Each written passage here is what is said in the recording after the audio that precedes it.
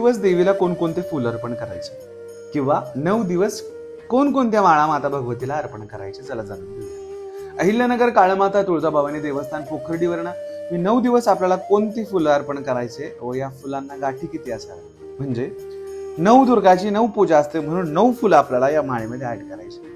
कुठल्याही प्रकारचा सुईचा उपयोग आपल्याला याच्यामध्ये करायचा नाही. गाठी मारून आपल्याला या फुलांची माळ जी आहे ती तयार करायची. चला जाणून घेऊया या फुलांचे नाव काय, पुढील प्रमाणे ऐकून घ्या. सर्वप्रथम पहिल्या दिवशी आपल्याला जो फुल व्हायचा आहे तो पिवळ्या रंगाचा असावा. पिवळ्या रंगाचं कोणताही फुल चालेल, झेंडू, शेवंती किंवा सोनचाफा.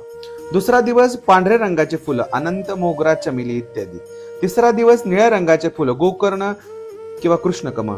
चौथा दिवस केशरी रंगाची भगवी फुले इत्यादी आपण वाहू शकतो. तिळाची फुले, आबोलीची फुले इत्यादी आपण वाहू शकतो. 5वा दिवस बेल किंवा कुंकुमाची माळ आणि त्यासोबत 6वा दिवस कर्दळीची फुलं आपल्याला व्हायची आहेत. 7वा दिवस झेंडू, नारंगी फुलाची माळ आपल्याला व्हायची आहे. 8वा दिवस तांबडी फुलं हे आपल्याला त्या दिवशी व्हायचे आहे. या तांबड्या फुलांचे नाव जे आहे ते कमळ, जास्वंद, कनेर किंवा गुलाब इत्यादी. अष्टमीला रक्तवर्ण पुष्प देखील आपण लाल रंगाचे वाहू शकतो.